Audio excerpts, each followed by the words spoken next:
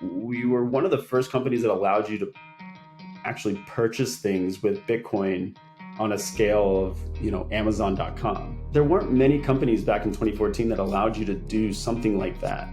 Everybody was in the hodl mentality, like, just acquire Bitcoin or mine Bitcoin or, all those different mentalities, and improving the protocol, but not necessarily spending it. This is a really viable product on a global scale. We have users all over the world. And a lot of people depend on us actually for their livelihood. Just in the last month, we've seen now 20% of our transactions on our Bitcoin transactions are operating over Lightning. So having Lightning in place and seeing how our users move is going to play a big role into what features are available on our platform moving forward. It would be in our best interest to drop Bitcoin Cash, Taproot support, and Music too. Like these technologies that are being implemented and the tooling on top of those is fascinating. It's really going to make private transactions a thing. Ray Marceau is the CEO of Purse, a platform that enables anyone to spend their Bitcoin to buy products on Amazon or sell their Amazon gift cards to buy Bitcoin. In our discussion, Ray explained exactly how Purse's two-sided marketplace works.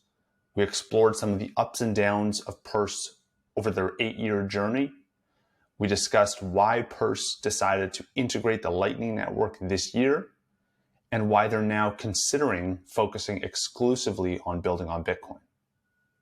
I've also added Ray to today's show splits, so if you enjoy this episode and if you learn something new, the best way you can support the show is by sending in sats.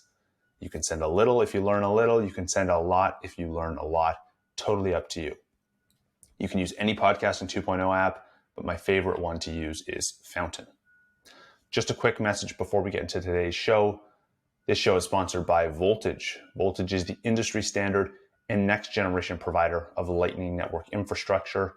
Today's show is also sponsored by Stackwork. Stackwork is a Lightning powered platform that takes the best of AIs and humans to generate better, faster, and less expensive transcripts. We'll have more from Stackwork and Voltage later in the show. Ray, welcome to the conversation today. I'm excited to chat about Purse and all the things you're building, especially this new Lightning integration. But before we get into it, why don't we start with your background in Bitcoin? Talk to me about how you got into the space, how you got involved, and then what led you to building on Purse. Well, thanks for having me on your show, Kevin. I am a software engineer by trade. Got into crypto and Bitcoin back in 2016 and 17. I was mining actually as like a side hobby. Actually, primarily like mining Monero and Ethereum, and then in 2018, I joined Purse as their lead software engineer and was working for many years on the Purse platform itself and involved in like our Bitcoin implementations. And then we, in 2021, our former CEO, Andrew, asked me to step into the CEO role. And I accepted, and I've been running the company since late 2021 and focusing on the marketplace in particular. And we ended up open sourcing our Handshake, or not open sourcing, but like releasing our Handshake implementation that stemmed out of Bitcoin into its own little project. And also our Bitcoin project came out of the Purse umbrella. And now we're focusing, as Purse, the company, focusing all of our efforts on the marketplace itself. Interesting. Yeah. So talk to me about the transition from being onboarded as a software engineer to then taking over the reins as CEO. What was that? How did that all unfold over the last few years? And is this your first time in that CEO position? Yeah, this is the first time I've actually held the title of a CEO. I've been involved in many startups as founding member, and been involved in some of the roles of a CEO with my partners, but never actually held that title myself. It's been a lot of learning in the last year. I mean, I just started really taking over the whole company this last year, and taking over like all the other roles and responsibilities. Still involved pretty heavy into the development sides of things, leading our development efforts. So, like with our Lightning implementation, I was still working as a developer, getting that launched with our development team, which was really fun. So I still get to stay in the technical things, and also wrapping my head around actually product and focus and capital and finances, which is just a lot of different roles. But Yeah. it's been fun. It's a really cool thing to be responsible for this platform now as a whole. Yeah. And now I believe I was looking up Purse earlier, and I saw you guys were founded, I believe, in 2014. Yeah, Can you talk about how the product vision has had to evolve over the last 8 years? Because the people who were around in the Bitcoin space in 2014, that's a different vibe, a different ethos, a different like group of people and different use cases than we have today. So how have you managed to like consistently evolve the product in the last 8 years? that's a great question. So, Purse, as the marketplace goes, has been a utility company for Bitcoin since 2014. Our motto was making Bitcoin useful. We kind of morphed it into making crypto useful, and really, we were one of the first companies that allowed you to actually purchase things with Bitcoin on a scale of, Amazon.com, which for anybody who doesn't know, Purse.io, we let you buy anything on Amazon using your Bitcoin at a discount. And that discount can be anywhere from 5% to 33% off of anything on Amazon. And so I can go into sort of how that works in a bit, but yeah, that there weren't many companies back in 2014 that allowed you to do something like that. Everybody was in the hodl mentality, like, oh, just acquire Bitcoin or mine Bitcoin, or all those different mentalities, and improving the protocol, but not necessarily spending it. And we were really trying to encourage people to spend their Bitcoin, and so that model actually had stayed and didn't really evolve much since 2014 to even today. We still have very much the same workflow and allowing users to spend their Bitcoin. Yeah. And so that has stayed relatively consistent. And our users are long time. We have a lot of long time users who have been part of our platform since 2014, 15, 16. And we can see that they're still power users and still chugging along. Uh, Interesting. what did happen was we used the Purse marketplace, like our core front facing, consumer facing platform, as sort of the building blocks for these other implementations like Bcoin, which is it's a Node.js implementation of the Bitcoin protocol. We built that in house in order to scale our hot wallet system as an open source method to allow hot wallets to be scalable, you know, as like a paradigm for anybody to do. So back then, all these other companies, exchanges, marketplaces, things like that, were building all their own proprietary hot wallet systems, and they were building it on Bitcoin Core, and it was all sort of like closed source, not sharing a lot of information, a lot of details. And what we tried to do was expand that into an open source model and allow people to build these hot wallet systems on our Bcoin implementation. So that came out of our marketplace, just sort of as a need that we had, and we thought that all these other companies would have that same need to scale their hot wallet system. Right. Uh, yeah, and then And, from that, Handshake, which is a distributed DNS system, came out of Bcoin. It's actually a fork of the Bcoin protocol that or implementation, and now is a completely separate project. And so that came out of that as well. It was underneath the Purse umbrella. So really, yeah, what evolved really was building these really cool products and implementations on top of our core marketplace, which a lot of Hmm. people don't really see when they go to our website. They don't see like, oh, like Bcoin came out of this or Handshake came out of this. So And that's so kind of now, cool and little so aside. now the focus is like building on this marketplace rather than Bitcoin and Handshake. What was the thought process there for spinning those off, or focusing more on the actual core marketplace? Yeah. So back in 2020, I mean, I'm sure we could go into this later, but we had this sort of crossroads where the regulatory scene was getting a little intense. We weren't really sure how the sort of state of being a crypto company in this ecosystem and as a US company was going to pan out.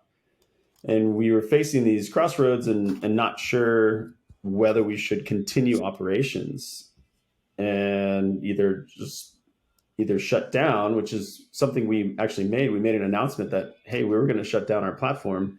It doesn't make sense for us to continue operating just because we're of the uncertainty. And we had already decided to spin out the Bitcoin and Handshake projects out from the Purse umbrella.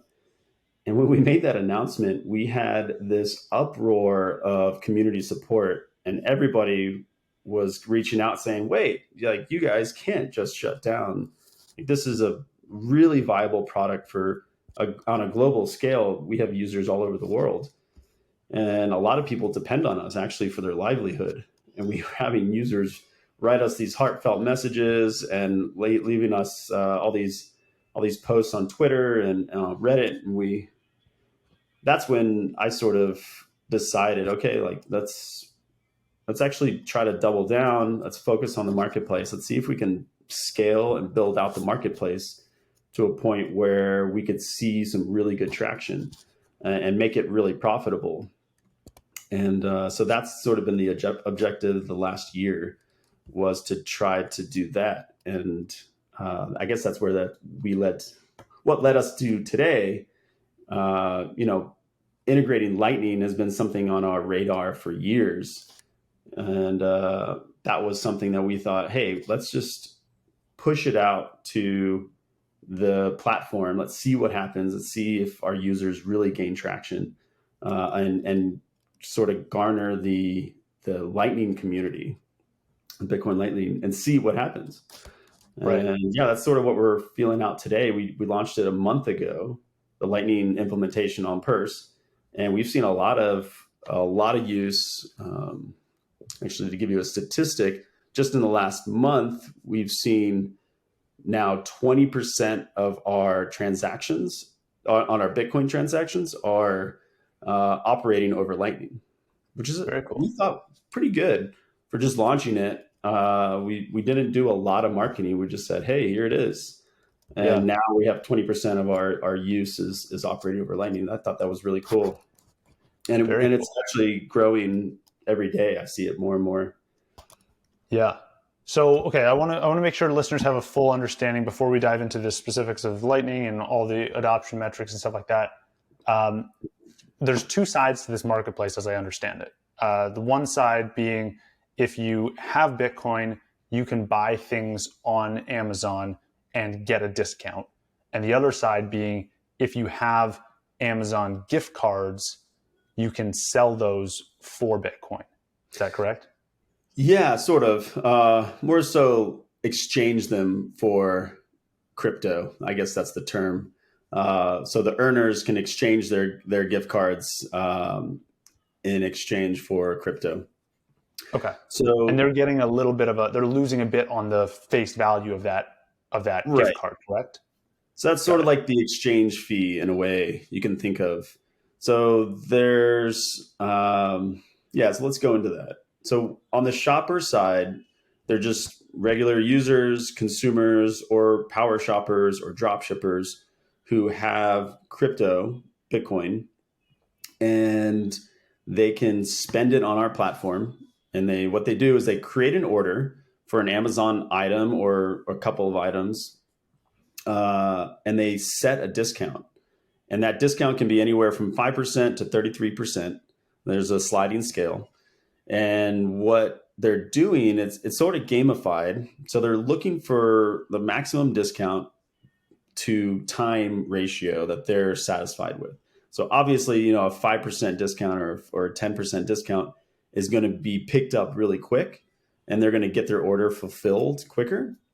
Or if they pick a 33% discount, if it's somebody that says, I don't care when I get this, I just want the 33% discount, they choose, a large discount. And then when that order finally gets picked up, they would, obviously make a lot more savings in return. So that's sort of like our shoppers. On the earning side now, we have earners who, like you said, they have crypto, or so they have Amazon gift cards. They either earn them through some sort of like online platform where that pays out in Amazon gift cards, or they've done some sort of arbitrage using other platforms like Bitrefill or Paxful, and all these different ways to acquire gift cards. And what they do is they go in, they look at the order book of all the orders that shoppers have created. They pick an order that is a good discount and or like price range that they want to purchase. And so they go and it tells them all the items that they need to purchase. And so we create a wish list for it, an Amazon wish list. They add all the items to the cart, purchase it to that address, which the address is confidential. They don't actually see the address because it's all built within our system as like the private confidential wish list address. So they just go and add the items for that wish list, purchase it, it sends it to that wish list address. Once it's fulfilled, meaning once it's shipped to the shopper, then we release that Bitcoin to the earner, and then they withdraw it from our platform. So now the idea of like an Amazon gift card as that's the tool that allows this marketplace to function. I wouldn't, on the surface, I wouldn't think like, oh, Amazon gift cards are this big business where there's a lot of people buying and selling them. Do you have any insight into like how, I know you mentioned, you can possibly acquire them through Bitrefill and things like that, but any other insight into like the ways in which people are getting these gift cards? And then, the person with the gift card is losing a small amount of the face value of it. What's their reason for, giving up 5 or 10% of that gift card value rather than just spending the full amount themselves? Yeah, totally. The way that our earners acquire the gift cards is, there's a ton of ways, and we actually don't know all the ways that they acquire gift cards. One of the themes that we've seen is users from other countries who actually make their living by doing some sort of internet task, say like in South America or in Africa or in Asia. They're actually doing online tasks and they earn money through Amazon gift cards. They don't actually get paid in their local currency. So they're not actually even able to cash these out or liquidate them, because then Amazon doesn't even ship to some of these countries. So you have these workers who are doing these tasks, they're getting paid in Amazon gift cards, and then they go and liquidate them through our platform. It's actually their livelihood to do this. And so they're satisfying these orders by liquidating their Amazon gift cards for crypto and then exchanging it for their currency in their country, which is something that we've seen, and we were very impressed when we saw the amount of people that were actually doing that. And when we made that shutdown announcement back in 2020, we saw the need for this as a global product, and we just felt, we couldn't really shut the platform down unless we really had a solid reason to do it. And at the moment, we do have a good runway, and we being in the crypto scene for so long, we've had Bitcoin that we've sat on, and it appreciated in value. So we got fortunate there and lucky. The marketplace itself has been moderately profitable, but it hasn't really taken off on the scale that we need it to in order to become more profitable. So yeah, that's kind of what we're focusing on now. Right. Uh, but Talk to me yeah, more about that strategy to then take that marketplace to the next level. Like, how do you scale it up from here where you got a baseline level of some profitability? You clearly have product market fit from some subset of users. How do right. you broaden your horizons and reach out to everyone now? Yeah. So, I mean, these are good questions. Like that's sort of things we're exploring now. One of the things that we'd love to get into, which might not even be a profitability thing, but would more so be sort of usability, regulatory benefits, is to become a non-custodial escrow system. So right now we're custodial. We have the shoppers deposit their Bitcoin into our hot wallet system. And we automate the release of this escrow to the earners when the order is fulfilled. It's a completely automated system. We don't actually make manual withdrawals or deposits. Everything's automated. But what we don't like is that we have to hold that Bitcoin for the duration of that order. And ideally, in a perfect world, that would be completely non-custodial. So they would deposit their Bitcoin in such a way that the Bitcoin would be released via some smart contract or over Lightning or something that we're exploring to release the Bitcoin without ever touching it.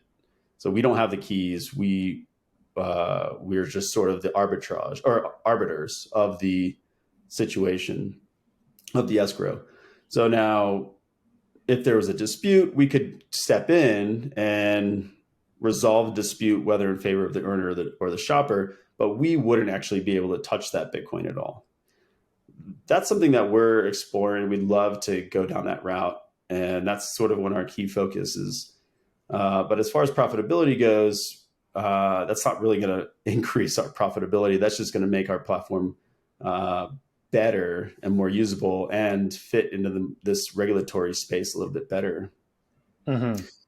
Is it going to unlock any other potential use cases too? Like having this non-custodial escrow system, are you thinking about like applying that to something broader than just the marketplace you have today? Not. uh, we had some ideas. Definitely, kind of when the NFT craze took off, I had some ideas about that. Um, we sort of dropped those ideas just momentarily, I suppose. The NFT space is seeing a lot of sort of downturn, and we're not quite sure we want to enter that market. But you know, yeah, there are a lot of ideas surrounding that. Which direction we go in, we're still sort of feeling it out. We need to get to that point of a non-custodial platform before we can really branch onto those markets. But yeah, those are ideas and discussions are definitely circulating. Fair enough. Okay, so let's dive into the Lightning integration specifically. I believe, yeah, June of this year, you guys announced that you were going to launch on Lightning Network. You were going to integrate.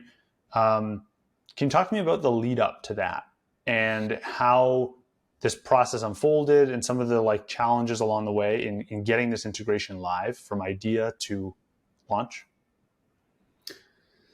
Yeah. Okay. So Lightning integration has been a feature request pretty much since the inception of Lightning. We had people posting on our platform like, "Hey, win Lightning, win Lightning! Like, when are you guys going to do this?"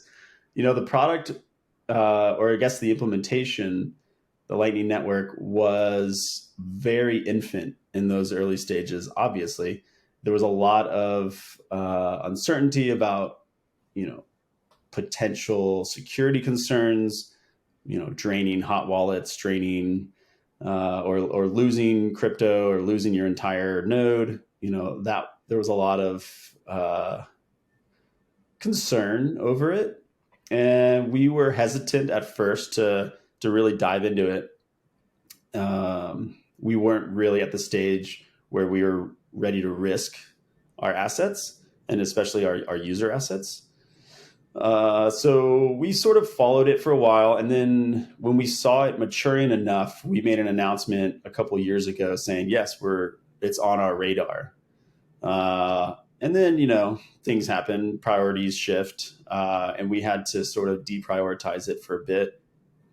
But then it was really the introduction of Lightning into all these other exchanges like Kraken and Bitrefill and all these companies started integrating it just in the last year. Really, it's been exploding, and that's when we really saw like, okay, cool. Now we can actually make this implementation, and it'll be interoperable with these other exchanges, which is really what we need to be doing. Like the interoperability between exchanges and other marketplaces is really where Lightning shines. It doesn't really work too well when it's just like a consumer wallet, and then you got like one or two exchanges working and or actually implementing that the Lightning network. It's really when everybody has a Lightning integration when it's really going to shine. And that's really happening. It's starting to really take off right now this year. It's just been exploding. And Yeah. so we saw that opportunity and we said like, this is a great time to actually make this implementation happen. So yeah, we just basically doubled down and went for it. Mm-hmm. What are your, if you think about some of the reasons why Lightning adoption has taken off, you mentioned in the last year, I think a lot of people have opened their eyes, including myself, to Lightning and been like, whoa, this is happening. There's actual activity happening here, and there's a lot more potential use cases, being released. Seems like every day now. Yeah. What's your reasoning for or your thought process on why this happened now in just the last year? Why didn't it happen in 2018, 2019, 2020? The implementation itself, I think, needed to go through a couple more development cycles. There were quite a few bugs that needed to get resolved. Particularly, so we chose the LND implementation over the other implementations, sort of because we do actually have friends at Lightning Labs, and they opened up a clear channel of communication with us and really helped us through. But there were some bugs and sort of features that needed to get worked out in their implementation before we felt ready to actually make the development efforts. It was a 6-month push really to get it deployed, which was a pretty good development effort on our end. And so, yeah, Mm-hmm. it didn't make sense until we thought that the implementation was ready. And I think now it's amazing. And actually, to be honest, I was a little skeptical of Lightning in general. I had some hesitancy Mm-hmm. about its usability and the platform in itself. At first, was very difficult to use. There's a lot of complexities that people have to wrap their minds around regarding liquidity and how do I actually receive Lightning if I open up a new wallet and I fund the wallet. Well, then your inbound liquidity is zero. Like you can't receive until you actually spend that Lightning. So there's this whole Mm-hmm. liquidity thing that our consumer users had to understand. And what was really nice is all these wallet implementations who built this unified, like Moon Wallet and Phoenix, this like unified system where you can deposit your Bitcoin and spend it as Lightning or Bitcoin or receive it. That sort of mentality, and they're doing all the sort of exchanges for you, the on-chain to off-chain and whatnot. So that really opened the door for our consumers. And like going back to what we actually do, we're a marketplace for consumers. We're not really like B2B. We're not doing business with other businesses per se. So it's really like when our consumers are ready for Lightning, that's when we thought we were ready. And our consumers started growing more and more in the need for Lightning. So we said, yeah, this is a natural progression. Yeah.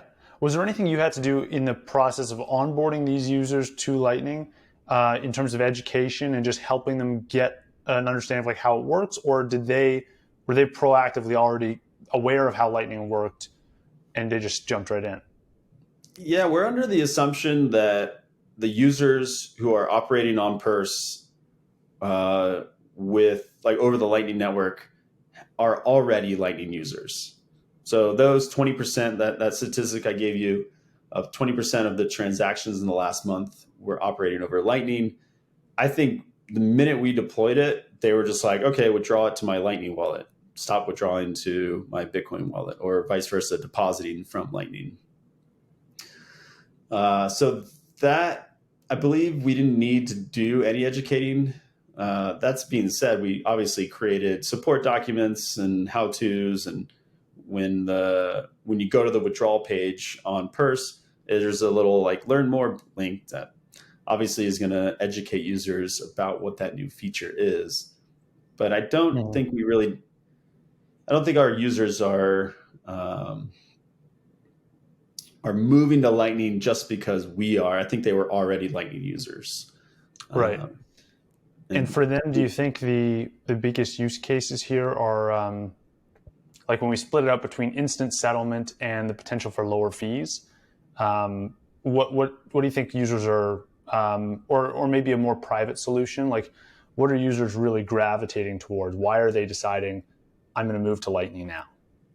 I think it's all of them. It's all of the above. Privacy, you got the instant settlement, and you have the lower fees. Really, it's all those reasons that they're compelled to use Lightning. So some of our users are arbitrage users. They have low margins, but they see an opportunity to exchange a gift card for then crypto, and then buy another crypto, or sorry, gift card, come back to Purse, spend that gift card, earn crypto, and they do this arbitrage cycle. Now, instant settlement means that they can operate way faster in this sort of arbitrage scenario, even though Purse, like the Purse part of it, is actually pretty drawn out. You purchase the item, you have to wait for it to be delivered. It could be days before you receive your crypto, but still, like there is this arbitrage capability, and our users are constantly looking for these opportunities and figuring out ways to cash out on it. And so we definitely, a large part of our volume actually is arbitrage between different Mm. platforms, and trying to find ways to reap profits in those sorts of ways. So yeah, I think the instant settlement there is very helpful, and then the low fees or no fees really. So operating between Purse and Bitrefill, for instance, is free. It's like you can go to there for free, so you can go between them without any fees. So deposit or withdrawals. Right. Then you can, Paxful and or to Kraken, if you're trying to exchange it for a different coin or a currency to go back into your local currency, like if you're from another country. Um, yeah, I think the instant settlement and the low fees there, it's a no brainer, and our Yeah. users are stoked about that. How do you get the next 80% onto Lightning? You know, a lot of our bigger volume users, our power users, have automated systems on top of Purse. They use our API. They've built these like pretty ingrained systems for creating orders, funding the orders, fulfilling the orders. And those users, I think, are going to take a little bit of time to redo their systems so that they're operating on Lightning and not on the on chain Bitcoin protocol. So we do think that there's going to be sort of a longer, drawn out migration of those users. But I think that they are looking into it and ready to implement it. It's just we're so new. We literally launched it last month, and Yeah. I think they might also be sort of feeling it out, being like, is it risky? Like, is the implement like, is there a hot wallet going to be drained? I feel like everybody has those questions, and that's good. Everybody should be asking those questions, Yeah. because, yeah, like I said, we are a custodial service, but we've been operating since 2014 without a hitch. So, I mean, that says something about our company and our security protocols and what we do to try to protect our assets.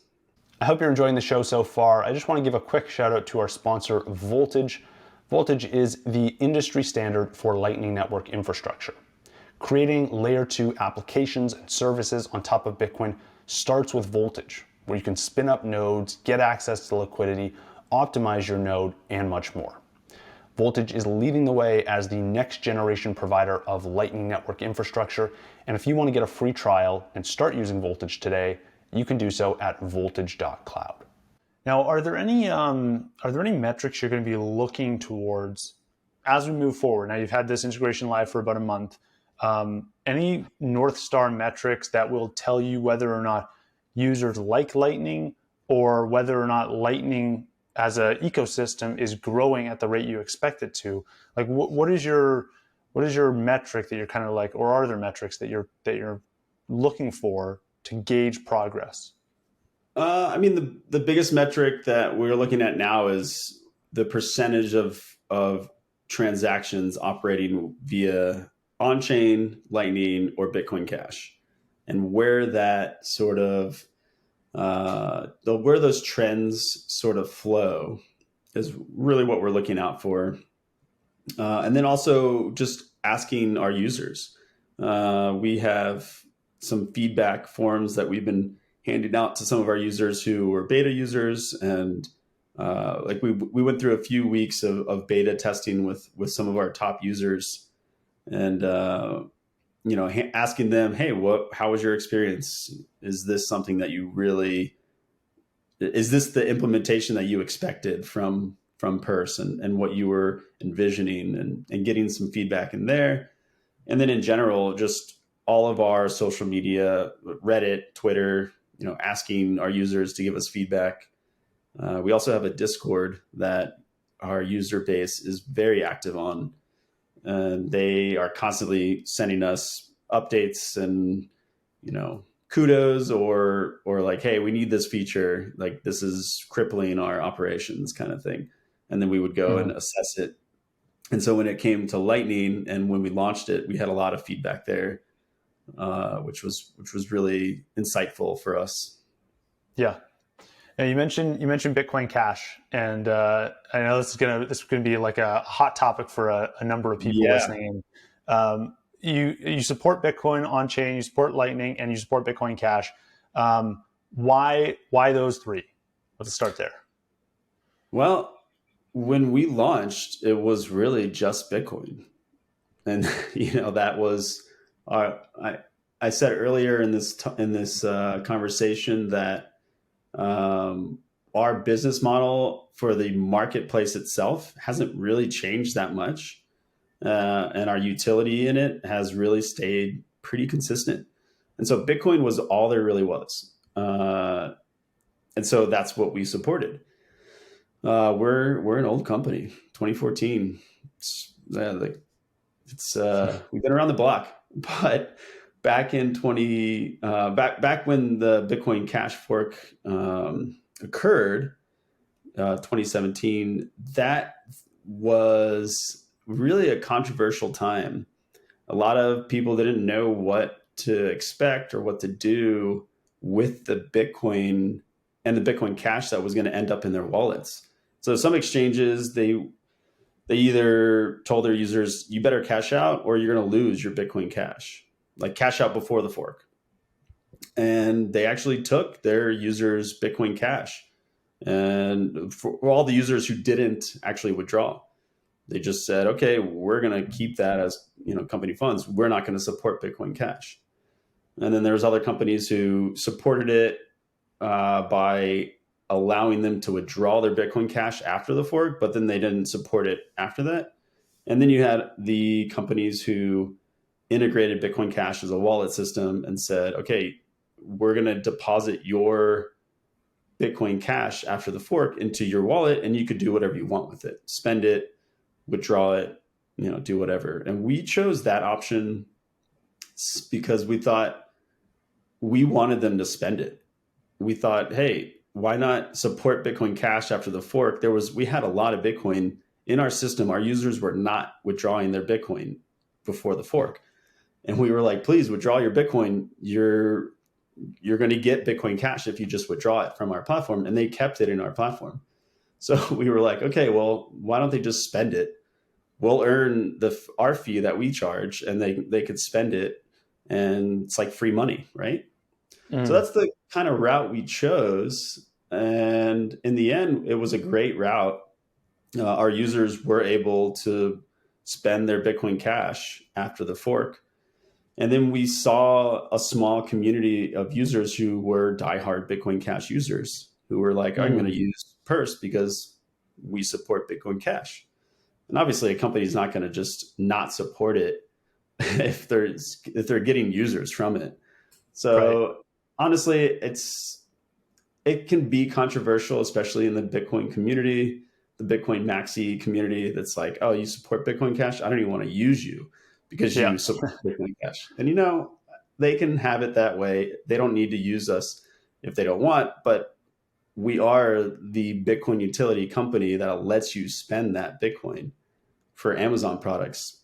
It's like there's not another company that does that quite as well as us. So yeah, they could be stubborn, or they could just use our platform. What was the leading reason for this? You mentioned like a small subset of hardcore Bitcoin Cash users. What was that reason like? Like, what were they using Bitcoin Cash for? Was this like some philosophical reason, some like, fee reason? What was the mentality there? Well, yeah, I think at first it was the philosophical reasons. Like the debates were huge, and people formed sides.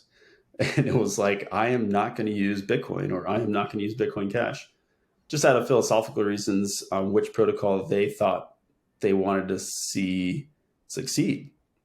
At this point, Bitcoin, during the run up the bull markets, the fees became pretty exorbitant to the point where it didn't really make sense to operate over Bitcoin during some periods. The fees were just huge. And I think a lot of those users who had low margins already, who were operating because they were trying to make as much money as possible, realized, hey, I could just withdraw or operate over Bitcoin Cash. My transaction fees are going to be less. So it makes sense to use Bitcoin Cash. They didn't really care either way, whether it was Bitcoin or Bitcoin Cash. They didn't have a philosophical sort of, I don't know, reasoning for using either, or they were just looking for the best bang for their buck. So those users, I think, operated over whichever protocol earned them the best rates. So yeah, that sort of, every user has their own sort of story, and it's really hard to satisfy everybody's story, but really just supporting everything, or supporting as much as we can, we felt like was the best approach. And so that's kind of where we were. And up until now, we still support Bitcoin Cash, and we're going to monitor how our users move between Bitcoin Cash and Lightning, and maybe reassess that in the next quarter, or or in 2023, on whether it makes sense for us to continue supporting Bitcoin Cash. I mean, if the fees are so low in Lightning, it's lower than Bitcoin Cash, it doesn't make sense to use Bitcoin Cash for those users. So they're going to move to Lightning, obviously. Yeah. Have you noticed a change in the perspective of that subset of Bitcoin Cash users where, there were a lot of debates in 2017, 2018. Those seem to have died off a little bit, and the market is clearly, has priced these two assets differently, and Oh, yeah. Lightning's kind of adoption curve has picked up a lot. Has the mentality shifted in that hardcore kind of Bitcoin Cash group, I guess? Uh, yeah, hard to say. We haven't really like interviewed that community too much about their philosophies or thought process there. It is such a small part of our volume, though. I mean, Bitcoin is the largest part of our volume. I mean, it makes up almost all of it. So it doesn't. Yeah, we haven't really like looked into that too much. Fair We're enough. just going to sort of follow the trend and see how things shift. Right now in our platform, we have a pretty interesting interoperability between Bitcoin and Bitcoin Cash. Meaning, I'll kind of explain it. So when our shoppers create an order and they fund their order with Bitcoin, an earner could pick up that order and receive either Bitcoin or Bitcoin Cash, even though the Mm, shopper funded it with one or the other. And so we have a swap mechanism that will actually swap the currency at the exchange rate when they pick up the order. So when the earner accepts that order on the order book, we lock in an exchange rate and say, okay, this is the swap that is going to happen when you fulfill this order. And so we actually created this interoperability so that the users who wanted to operate in Bitcoin Cash could still pick up any order for Bitcoin and cash it out as Bitcoin Cash. So that this like mechanism though is actually quite complex, and there's some sort of market conditions that we have to look out for, and then sometimes it can be very not profitable. We mm, can actually lose money in this swap, and then other times we can gain money. But I'll tell you, historically, it hasn't been in our favor, and so that mm. mechanism itself, we would love to get rid of it. So I'm just going Right. to say, I'm going to put that out there now. You know, it would be in our best interest to drop Bitcoin Cash. Interesting. And so, yeah, so having Lightning in place and seeing how our users move is going to play a big role into how we or what features are available on our platform moving forward.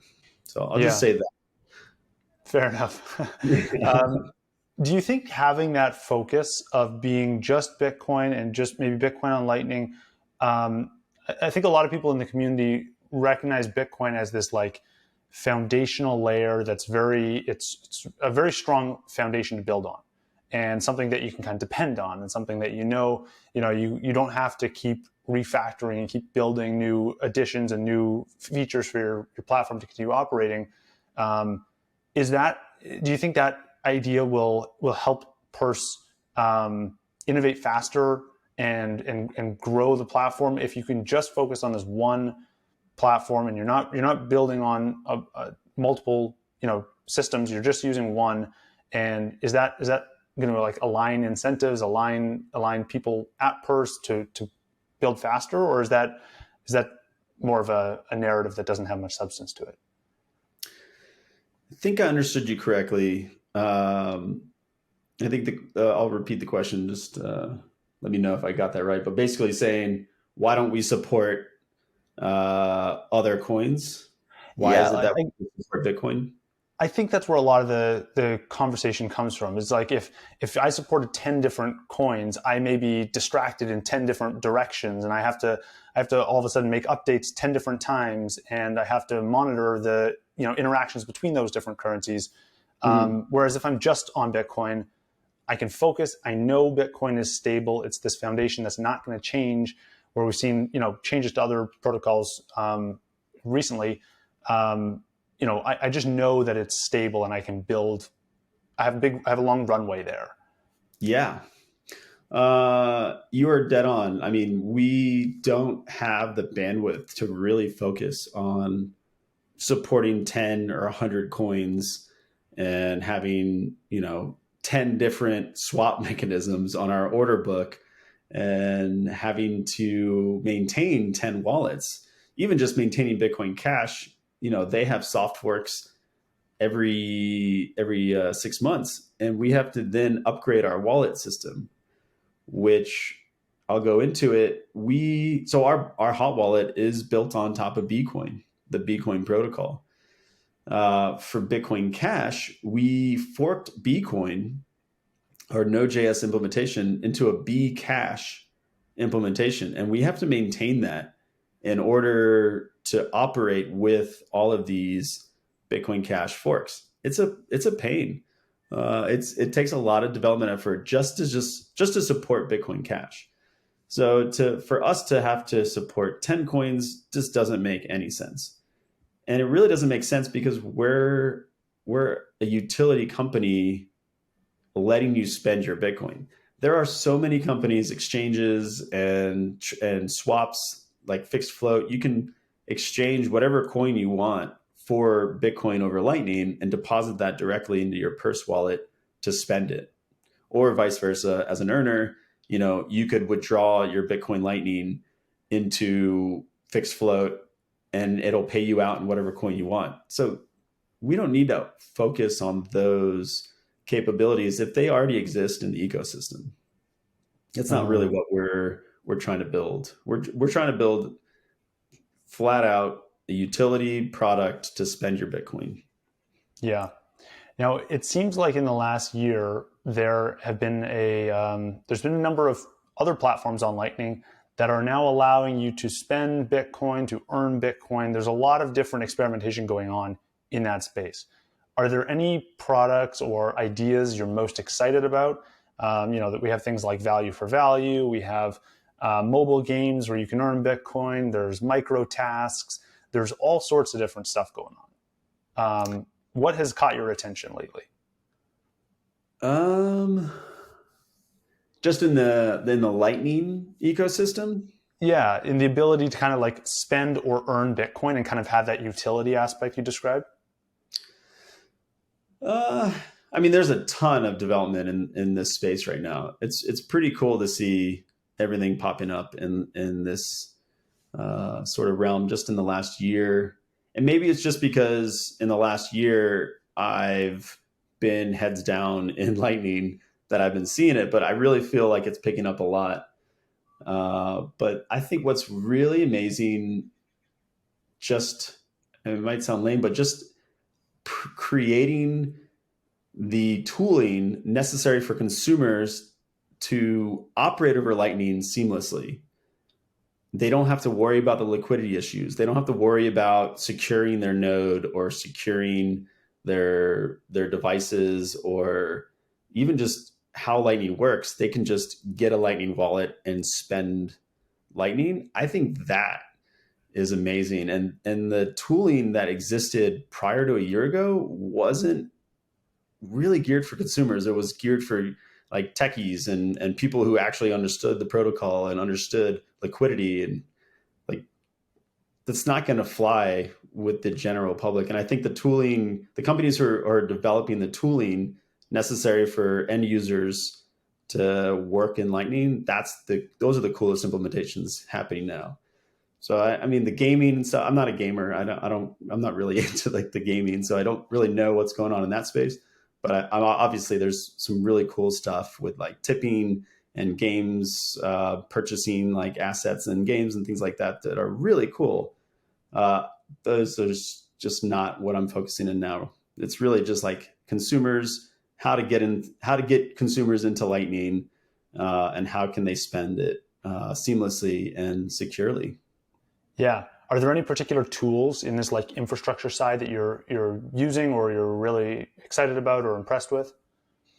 With the consumer end tools? Yeah, anything that makes it easier for that consumer to get onto Lightning.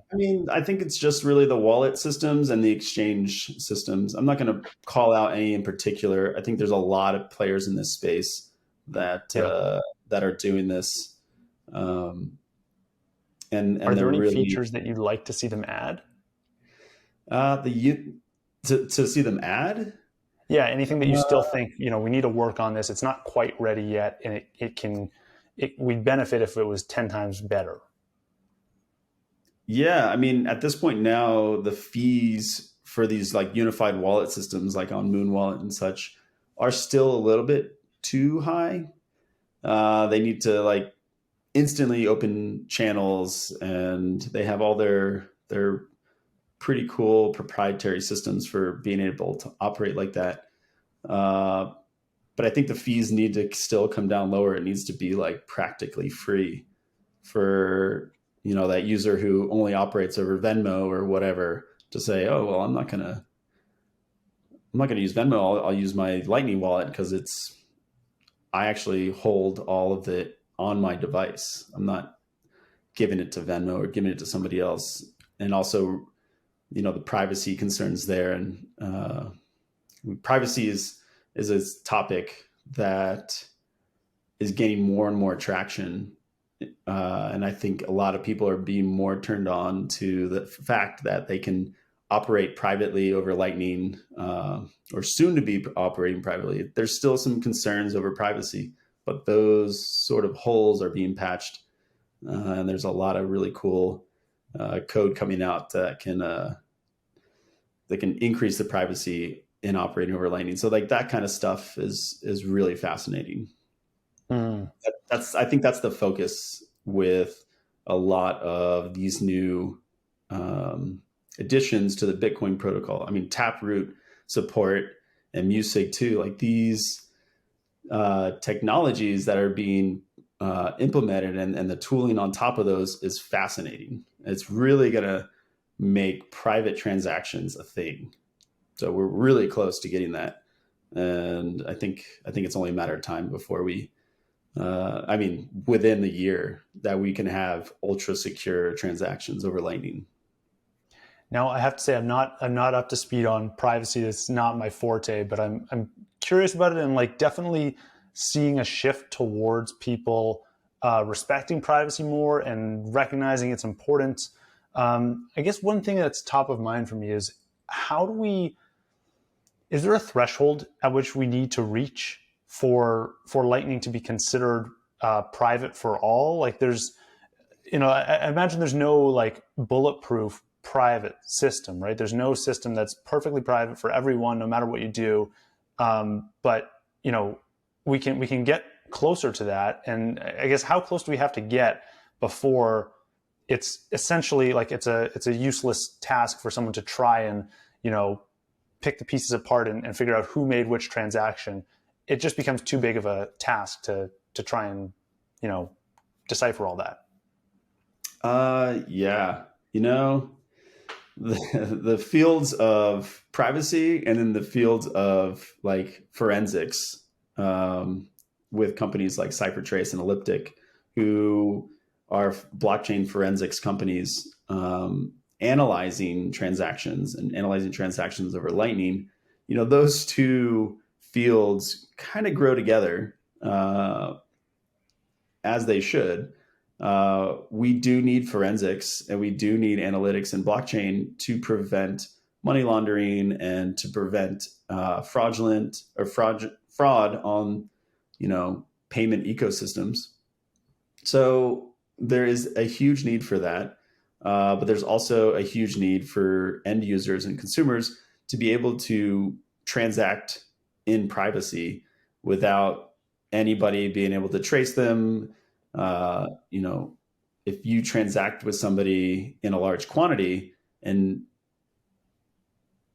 maybe like a bad actor can trace you to your IP address and your location and where you are, you can be targeted.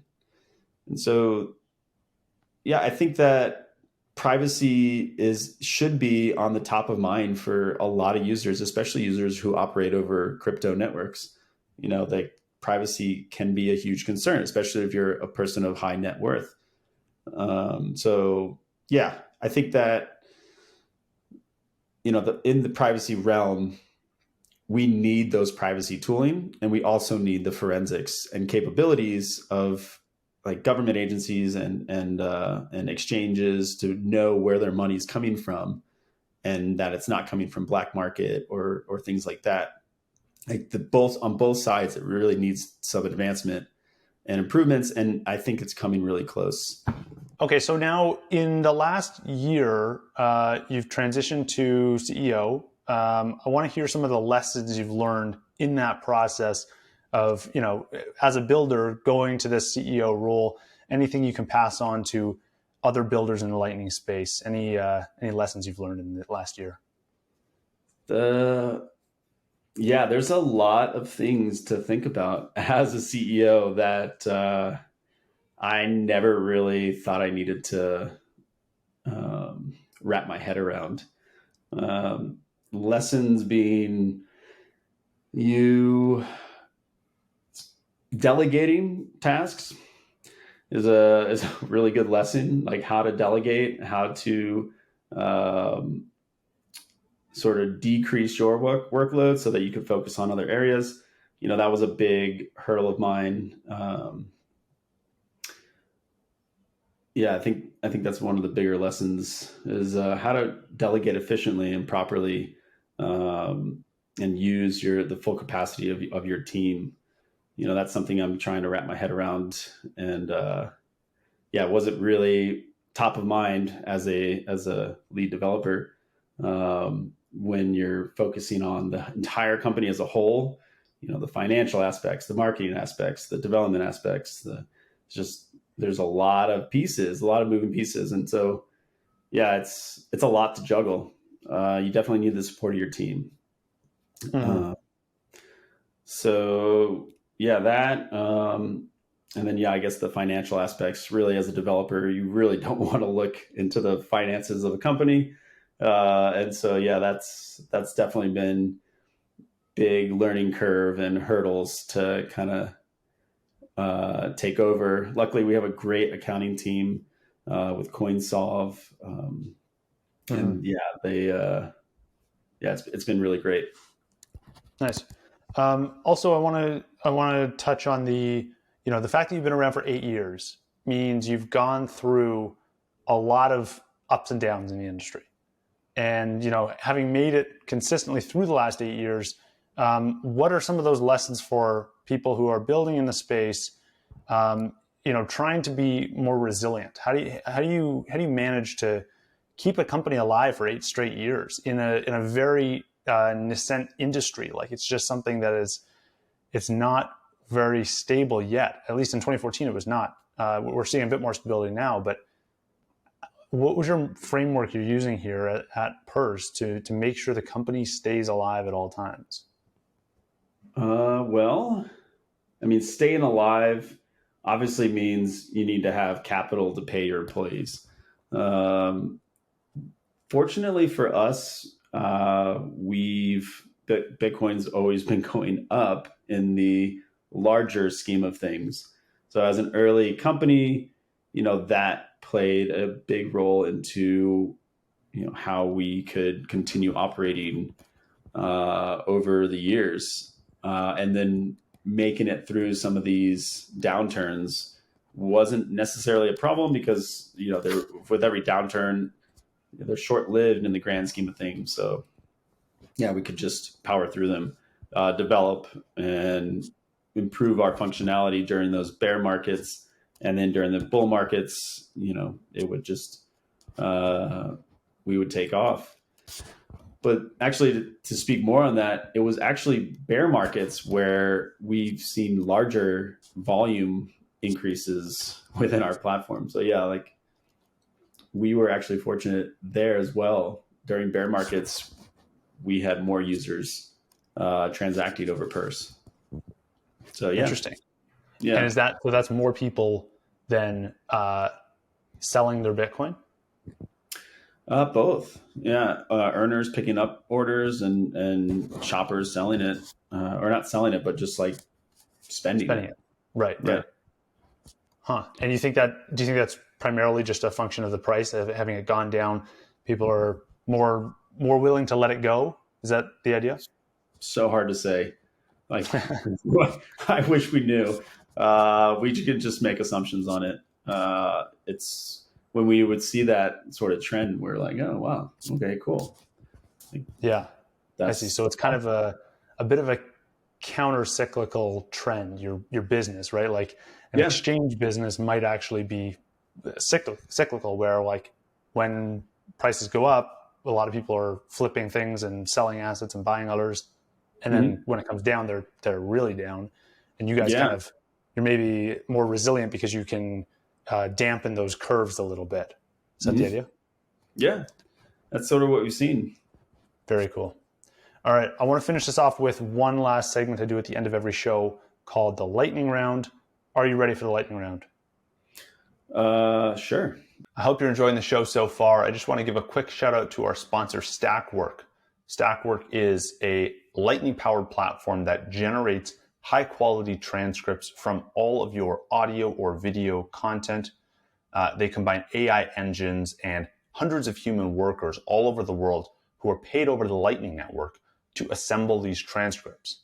And that's what lets Stackwork create better, faster, and less expensive transcripts than anyone else. I've used Stackwork to transcribe all of my episodes on my personal website. You can check that out. I just get the Stackwork file, copy, paste, and go. No additional editing required. If you want to learn more about Stackwork, you can visit stackwork.com. That is STAK work.com. Is there any book that has meaningfully changed your view of the world? Any book that has changed? A lot of books.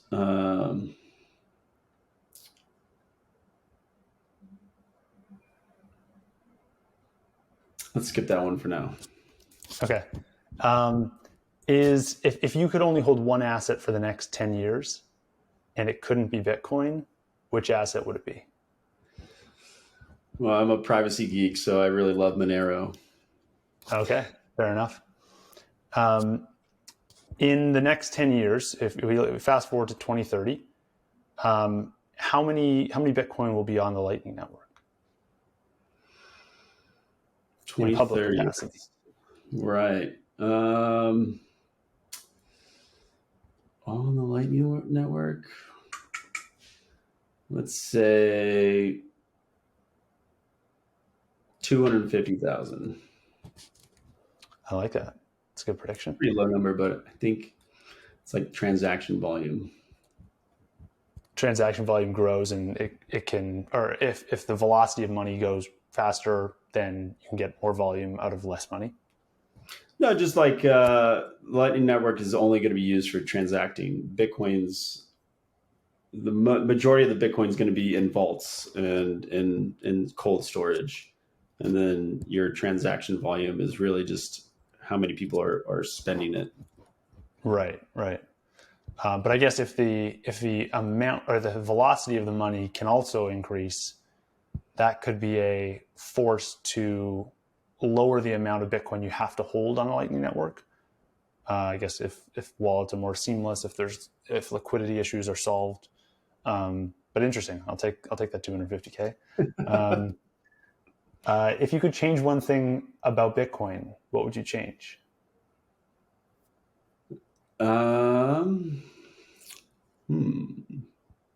Change one thing.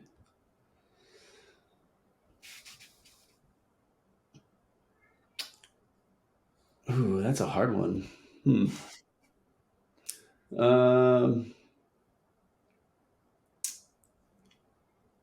Oh man, I don't know. It's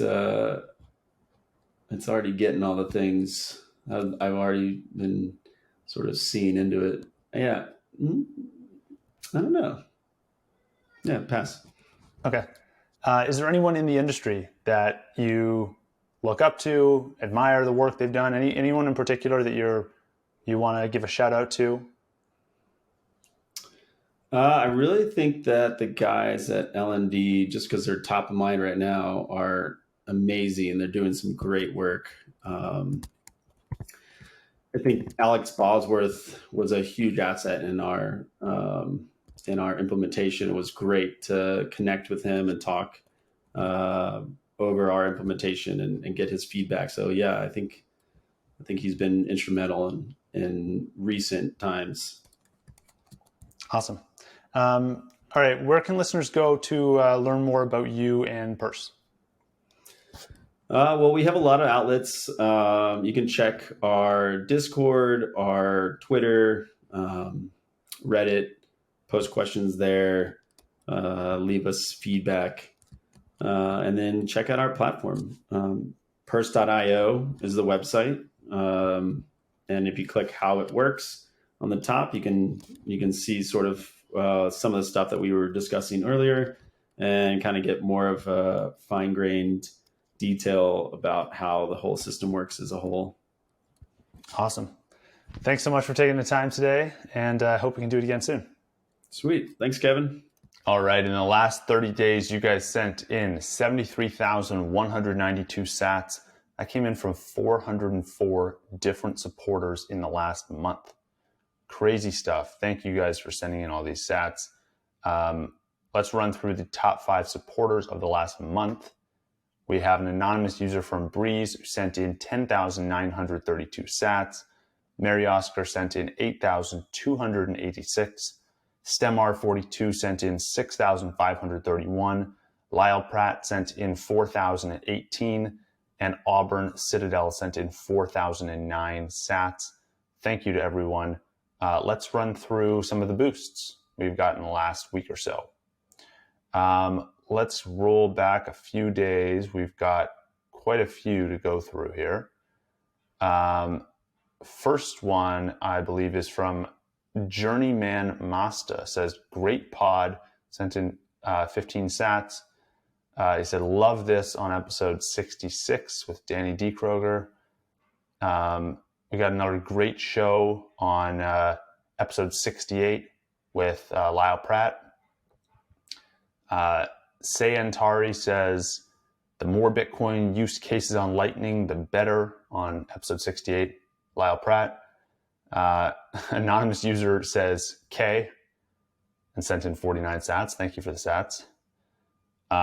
Seam sends it's an emoji with the guy scratching his chin, not really sure what that's about, in response to episode 68 with Lyle Pratt. GEVELBER says, love this promotional podcast. I always discover new information, really helpful. Thank you so much. Thank you for listening. The Fountain promotions are really cool. I'm testing them out as well on my show. Nice to see that people are tuning in and enjoying it. Anonymous user says, nice show in response to episode 68. Cryptosanes says, HODL. Julie City says, great pod. Cheers. Julie was on episode 42, I believe, at OpenNode previously. And this was in response, her comment was in response to episode 66 with Danny D. Kroger.